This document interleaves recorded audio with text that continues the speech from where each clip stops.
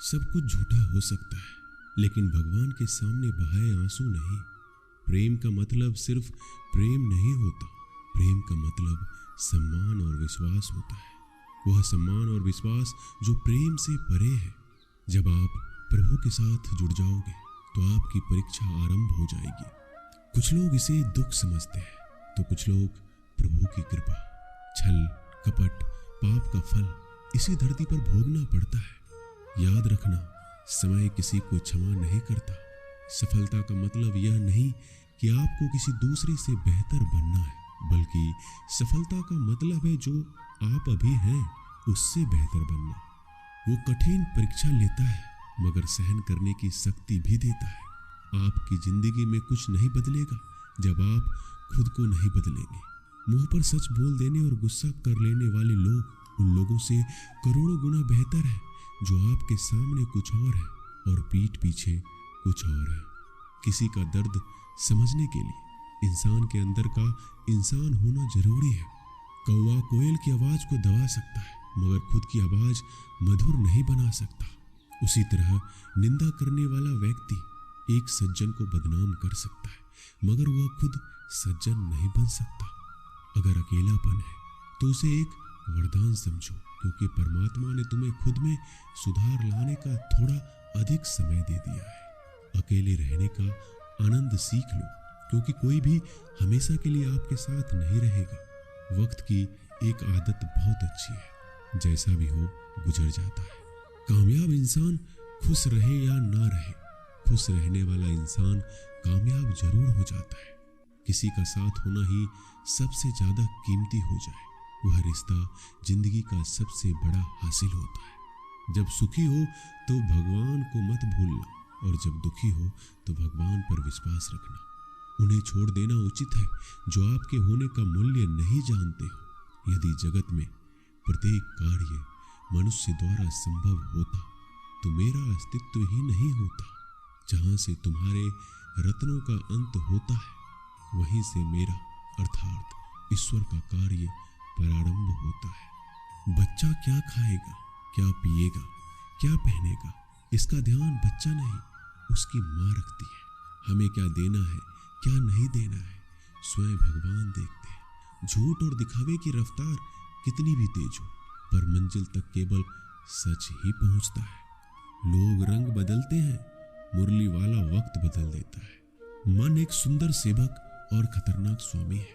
मनुष्य को जीवन की चुनौतियों से भागना नहीं चाहिए, ना ही भाग्य और ईश्वर की इच्छा जैसे वाहनों का प्रयोग करना चाहिए। शांत बने रहो जब तक तुम्हारा सही वक्त नहीं आ जाता।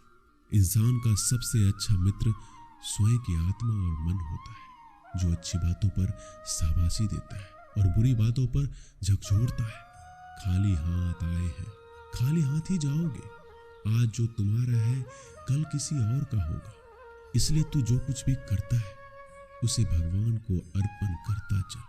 स्वास्थ्य सबसे बड़ा उपहार है, संतोष सबसे बड़ा धन है, वफादारी सबसे बड़ा संबंध है। छल करोगे तो छल मिलेगा, आज नहीं तो कल मिलेगा। जियोगे जिंदगी सच्चाई से तो सुकून हर पल मिलेगा।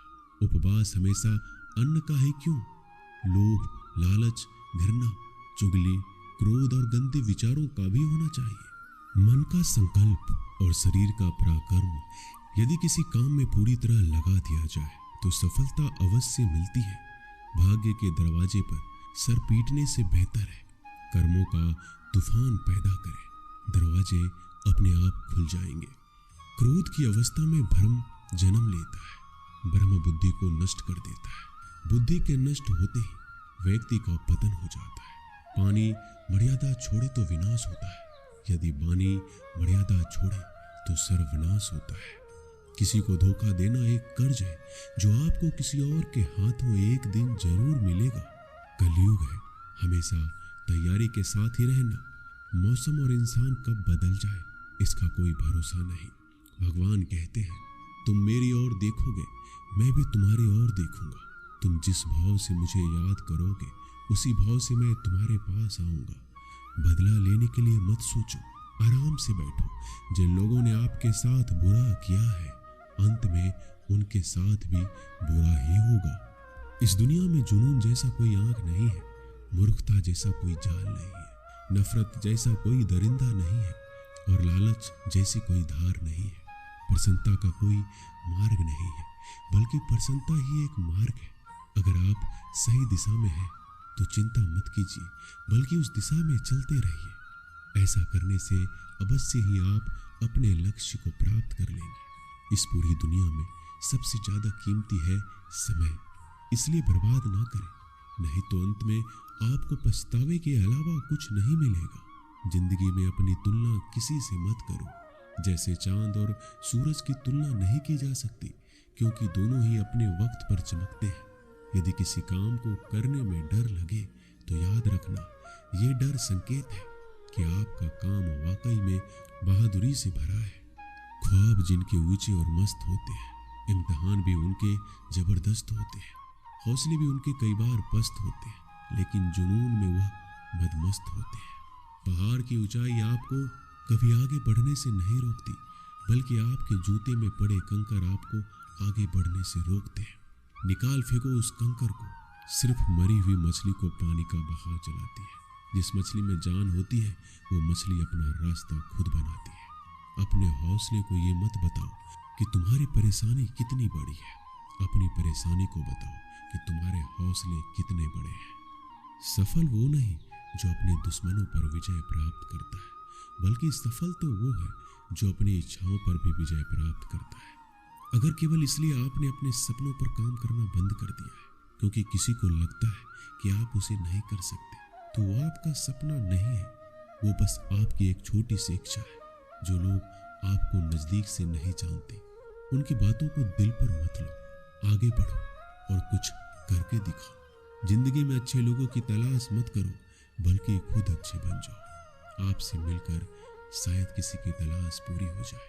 यदि आप उड़ नहीं सकते तो दौड़ो, यदि आप दौड़ नहीं सकते तो चलो, अगर आप चल नहीं सकते तो रेंगते हुए चलो, लेकिन हमेशा आगे बढ़ते रहो। एक बार गुरु ने अपने शिष्य से पूछा, क्या आप जानते हैं हमारे अंदर एक बड़ा युद्ध निरंतर चल रहा है। जब सारे शिष्य चुप रहे तब गुरुजी बोले, वास्तव में सबसे बड़ी लड़ाई हमारे अंदर दो भेड़ियों की है। एक काला भेड़िया जो क्रोध, हिंसा, अहंकार, दुख, गलानी, लालच, चोर, झूठ की भाषा बोलता है। दूसरा सफेद भेड़िया जो आनंद, प्रेम, दया, विचार और सद्भावना की भाषा बोलता है।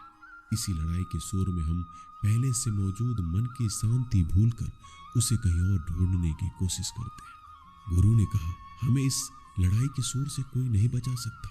ये लड़ाई मेरे अंदर ही चलती है और ये आपके अंदर भी है। शिष्यों ने गुरु की बात ध्यान से सुनी और पूछा, गुरुजी, तो इस लड़ाई में जीत किसकी होगी? गुरुजी ने कहा, वही भेड़िया जीतेगा जिसे तुम खाना दोगे। खाना देने का मतलब है हमारे पास शक्ति है ध्यान देने की। हम जिस भेड़ियों की बातों पर ध्यान देंगे वो बड़ा ताकतवर होता जाएगा।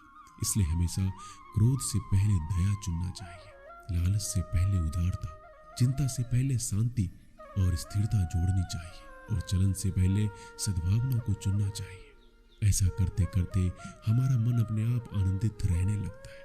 जैसे शरीर को आराम दिया जाए तो वो ठीक होने लगता है, वैसे ही मन की शोर से आराम मिलता है, तब वो खुद ब खुद निर्मल हो जाता है। दोस्तों, इस वीडियो में बस इतना ही।